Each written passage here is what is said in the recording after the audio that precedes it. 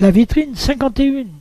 Les murex ont toujours eu la faveur des collectionneurs du fait du développement de la coquille en bourreletée, varices et épines extraordinaires. Ce sont des carnivores aux pieds musculeux très puissants. Le murex trimeris ou le murex peigne de Vénus, il faut beaucoup de patience pour dégager, sans faire trop de casse, la coquille du calcaire, des parasites, des algues qui s'y incrustent. La vitrine 52.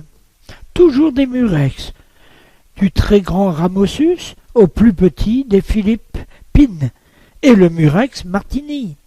Vous pouvez observer des exemples de Fusus. Ces coquillages sont carnivores.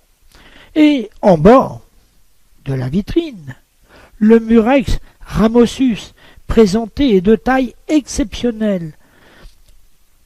Le Melo umbilicata de Nouvelle-Calédonie, de taille extraordinaire, 42 cm au lieu de 30 cm leur taille.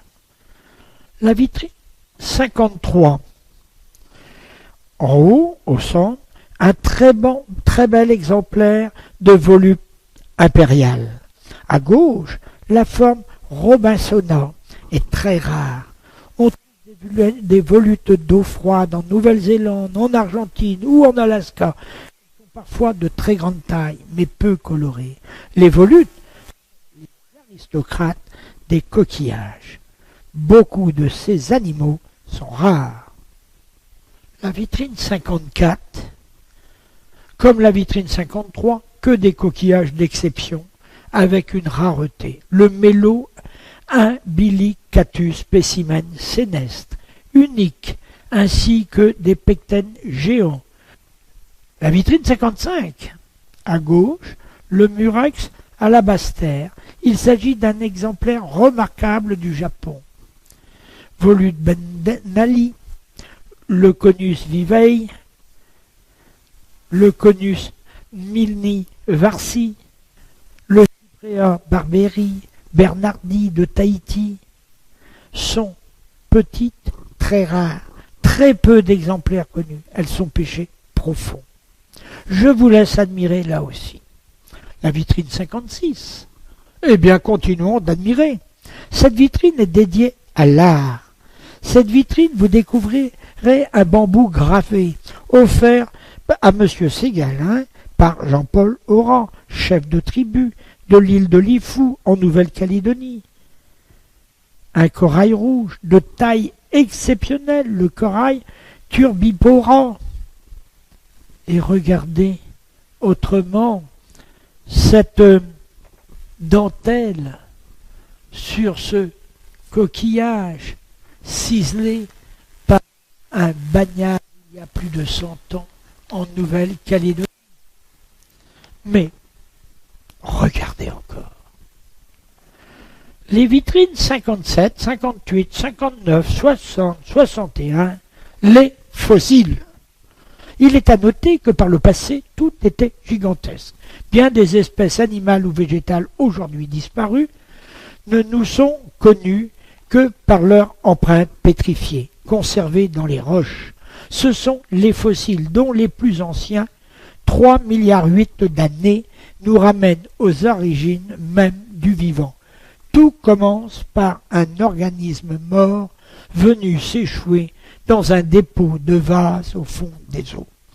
En se refermant sur lui, le cercueil sédimentaire va favoriser la conservation du corps, essentiellement les parties dures, coquilles, squelettes, dents, bois, pour un végétal. C'est la naissance des fossiles. Regardez les huîtres, la cérite, les trilobites, 570 millions d'années.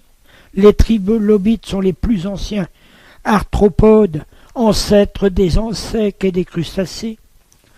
L'ammonite, 300 millions d'années.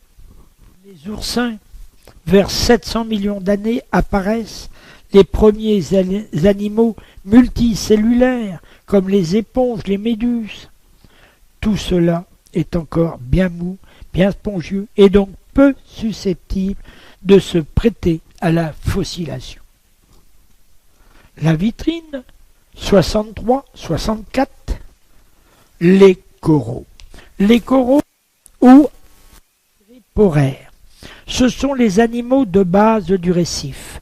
Dans cette vitrine, on voit principalement des blocs de coraux durs, squelettes de colonies d'animaux vivants, les polypes. Ces derniers hébergent dans leur tissu les algues microscopiques, les zooxanthelles. Dès que la température de l'eau atteint les 30 degrés, le polype expulse l'algue.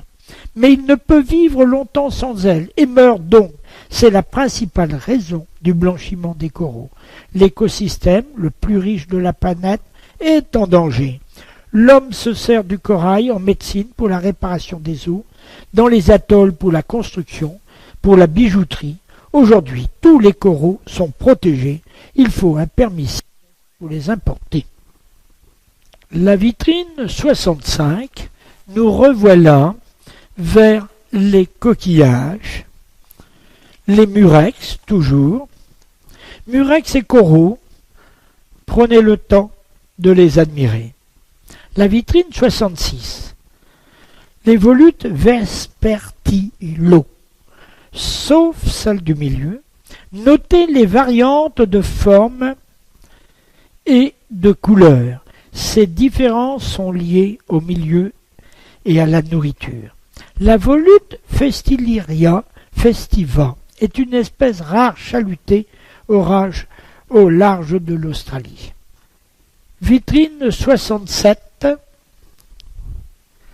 que vous retrouverez donc la volute Festillaria festiva, mais vous retrouverez là aussi un Syrinx uranus qui frise le record du monde de grandeur, le Murex pectrum, presque le record du monde aussi, à 2 mm.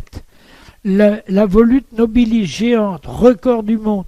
J'arrête de vous dire tout ça. Mais regardez le Syrinx uranus d'Australie, taille exceptionnelle, car l'une des coquilles est d'est et l'autre séneste. La vitrine 68, au milieu des Xanthuspirum, coquilles sacrées de l'Inde, où elles servent de trompe dans les temples. Ces coquilles sont très souvent décorées de motifs en argent.